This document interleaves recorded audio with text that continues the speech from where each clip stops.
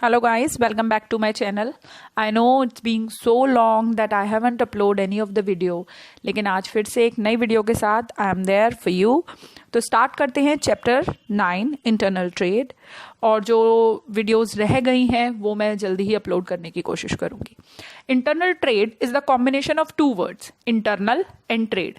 यानी जब कोई बिजनेस किसी एक कंट्री के अंदर ही ऑपरेट किया जाता है तब उसे कहते हैं इंटरनल ट्रेड. यानी अगर इंडिया के डिफरेंट सिटीज में, सच एज आप बात करें बेंगलोर की, हैदराबाद की, इलाहाबाद की, मुरादाबाद, तो जब हम सिर्फ इंडिया की ही सिटीज के बीच में अपना बिजनेस एक्सप्रेड कर रहे हैं तो वो कहलाएगा इंटरनल ट्रेड.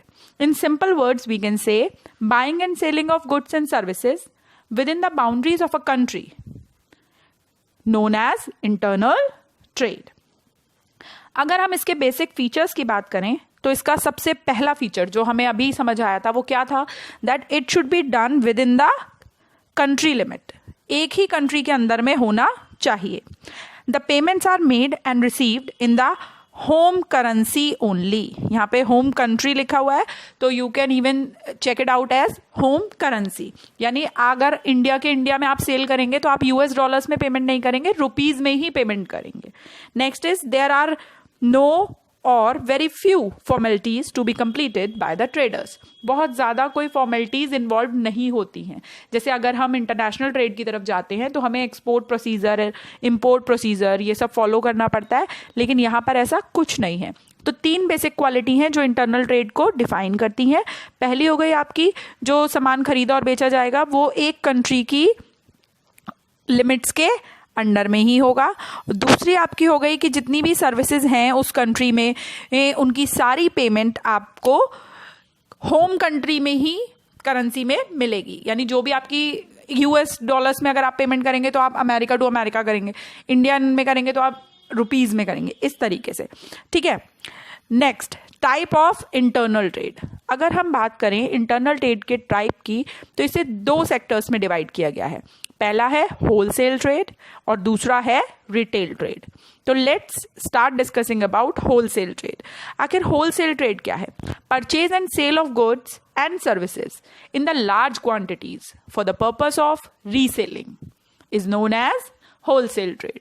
यानी जब कोई इंसान बल्क में सामान खरीद लेता है और फिर उसको छोटे छोटे सेगमेंट्स में डिवाइड करके लोगों को डिस्ट्रीब्यूट कर देता है फॉर रीसेल पर्पस, वो चीज कहलाती है हमारी wholesale trade.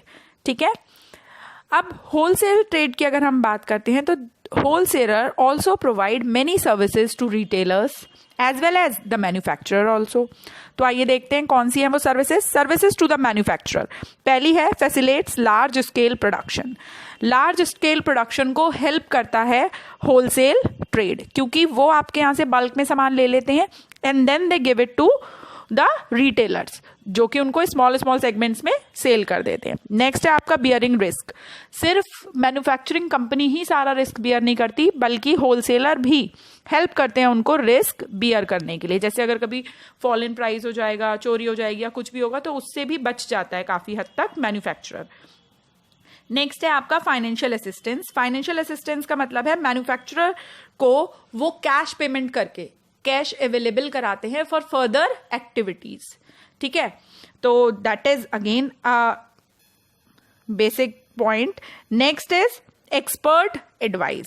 What is expert advice? Expert advice का मतलब है कि होलसेलर कभी कभी मैन्युफैक्चरर्स को अपनी एक्सपर्ट एडवाइस भी देते हैं कि जो कस्टमर्स हैं उनका टेस्ट और प्रेफरेंस मैच नहीं कर रहा है, आप अपने प्रोडक्ट में इस तरीके का इंक्रीमेंट करिए, इसको बढ़ाइए, घटाइए, या what ever the thing is.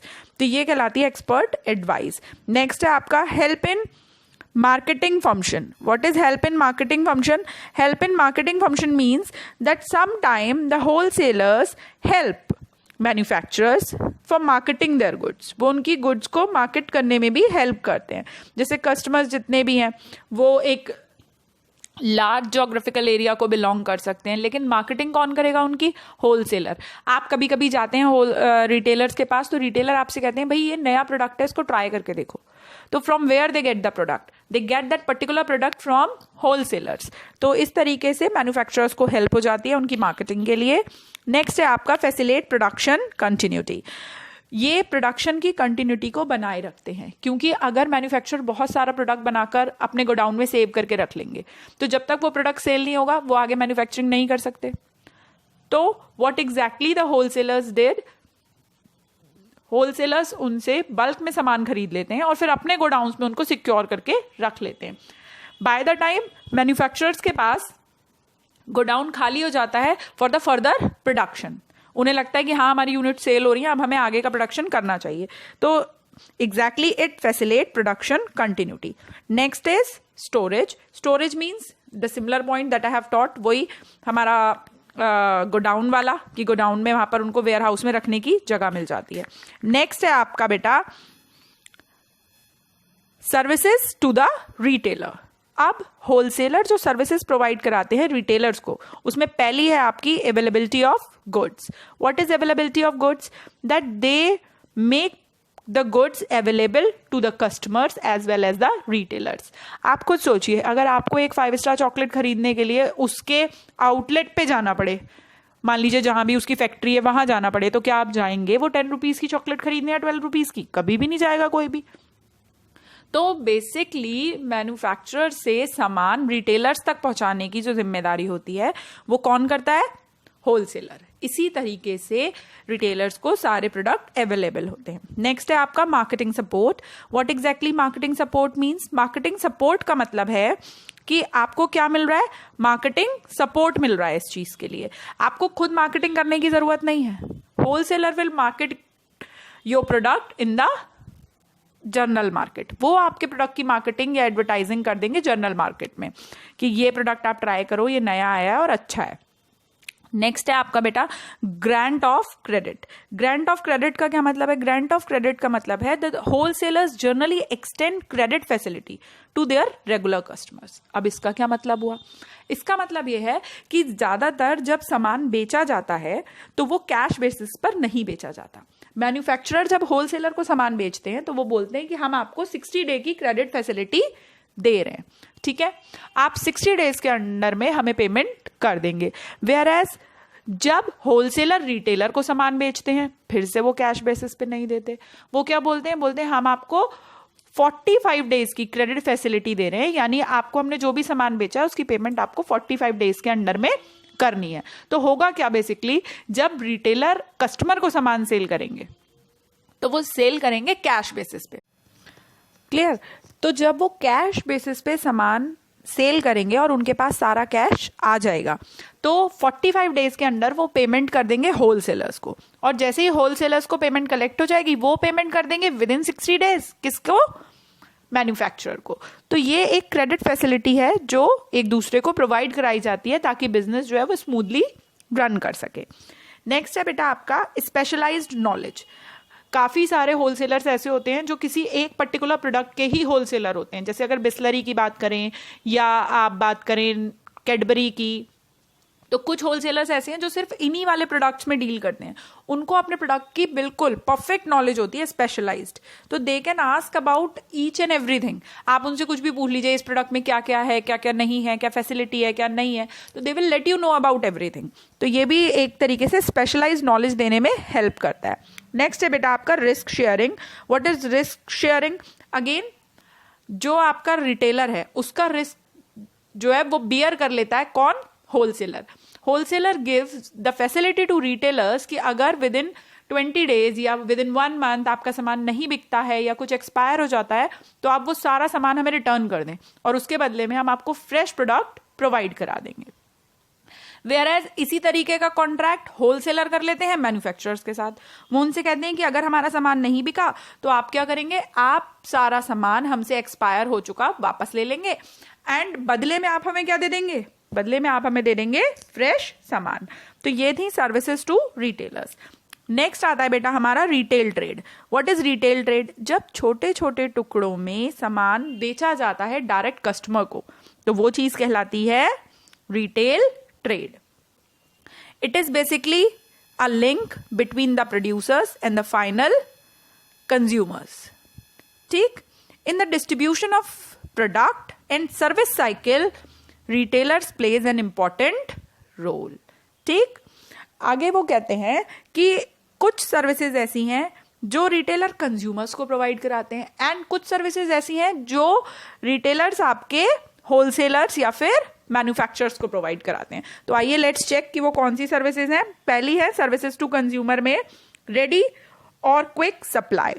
Consumer direct सामान किससे खरीदता है? रिटेलर से। मैंने आपको पहले भी बताया, वो फैक्ट्री थोड़ी ना जाएगा खरीदने के लिए सामान, तो रिटेलर ही होता है जो उनको सामान अवेलेबल कराता है। नेक्स्ट है वाइड वेराइटी। अगर आप किसी की फैक्ट्री जाओगे सामान खरीदने तो आपको सिर्फ उसी कंपनी का सामान मिलेगा, लेकिन रिटेलर्स के यहाँ आपको वैरायटी ऑफ प्रोडक्ट देखने के लिए मिलते हैं। Next is guiding consumers. Guiding consumers means whenever you are confused that what to buy, then retailers may help you out in finding out the perfect thing for you. Next है demonstration and after sales services. In case of like electronic goods, जो retailers होते हैं वही आपको demonstration भी देते हैं और आफ्टर सेल सर्विसेज भी प्रोवाइड कराते हैं। Next is home delivery. What is home delivery? In some of the cases you may find out that they are even doing the home delivery. वो घर पे भी सामान आपके अवेलेबल करवा रहे हैं। नेक्स्ट है आपका कन्वीनियंट लोकेशन। जैसे फैक्ट्रीज जो होती हैं वो ज़्यादा सिटी के बाहर होती हैं, लेकिन जो रिटेलर्स होते हैं वो बिल्कुल घर के पास में पड़ोस में ही होते हैं, तो बहुत कन्वीनियंट लोकेशन होती है उनकी, आप फटाफट उनको एक्सेस कर सकते हैं या रीच कर सकते हैं। नेक्स्ट है आपका बेटा क्रेडिट फैसिलिटी। कभी कभी if the products are of high range तो वो आपको क्रेडिट फैसिलिटी देते हैं। और कभी कभी ऐसा भी होता है जैसे आप पड़ोस वाले शॉप से कुछ लेके आते हो and you are not having ready cash in your hand, तो आप उनको बोल देते हो ठीक है uncle, just give me this material, I will pay you 10 rupees after half an hour, या मैं कल को आपको दे जाऊंगा निकलते बढ़ते। तो this is the credit facility. Now moving towards next, it is services to wholesaler and manufacturers. There are certain services जो प्रोवाइड कराते हैं आपके रिटेलर्स, होलसेलर्स को और मैन्युफैक्चरर्स को। वो क्या है? पहला रेडी मार्केट। वो उन्हें एक बना बनाया मार्केट देते हैं कि भाई हमारे पास मार्केट है, हमारे पास कस्टमर है, you just send us the goods और उन गुड्स को हम सेल कर देंगे। नेक्स्ट है providing information. What is providing information? Providing information means that they provide each and every information related with the product to the customer. फिर जो भी कस्टमर से फीडबैक आता है वो उस फीडबैक को लेके होलसेलर को बताते हैं और होलसेलर वो फीडबैक दे देता है मैन्युफैक्चरर को, जिससे प्रोडक्ट में अगर इंप्रूवमेंट की गुंजाइश होती है तो इंप्रूव किया जा सकता है। क्लियर? नेक्स्ट है बेटा आपका risk bearing. What is risk bearing? Risk bearing का मतलब है कि जितना भी रिस्क है वो बियर किया जाता है होलसेलर, रिटेलर और मैन्युफैक्चरर तीनों के थ्रू। अकेले किसी एक को रिस्क बियर नहीं करना पड़ता। नेक्स्ट है आपका distribution of goods to distant places. काफी बार दूर दूर के इलाकों में जहां पर खुद फैक्ट्री वाले जाके या अपने मैन्युफैक्चरर्स जाके सामान सेल नहीं कर सकते, वहां पर होलसेलर हेल्प करता है रिटेलर्स को प्रोडक्ट ग्रैब करने में और रिटेलर्स हेल्प करते हैं आपके कस्टमर्स को ताकि वो आए और वहां से प्रोडक्ट ले जा सकें। क्लियर? अब अगर हम अगली बात करते हैं तो that is classification of retailers. अगर हम रिटेलर्स के क्लासिफिकेशन की बात करें तो रिटेलर्स बहुत टाइप के हो सकते हैं। उनको फॉलोइंग बेसिस पर, लाइक ये जो पॉइंट्स आपके सामने हैं इनके बेसिस पर क्या किया जा सकता है? क्लासिफाइड किया जा सकता है। जैसे size, product mix, pricing, service level या फॉर्म ऑफ ओनरशिप, इन सब के बेसिस पर अलग अलग टाइप के रिटेलर्स हमें देखने के लिए मिलते हैं। कुछ रिटेलर्स होते हैं पेडलर जो ठेले वेले लगा के घूमते हैं। कुछ रिटेलर्स होते हैं स्ट्रीट ट्रेडर्स जो सड़कों पे बैठ जाते हैं फड़ वगैरह लगा के। कुछ होते हैं हमारे चीप जेक्स जो हमें डुप्लीकेट ब्रांडेड सामान सस्ते में बेचते हैं। तो these are the classifications of retailers. लेकिन ये इस साल सिलेबस से हटा दिया गया है, तो this is not there in the syllabus. I hope you guys like this video. If you seriously like it, so please hit a like, share it with your friends, and thank you so much for your love. Rest the video links are there in the description box. अगर आपको कोई और भी video का link चाहिए तो वो description box में है, you can go and check. Thank you. Bye bye.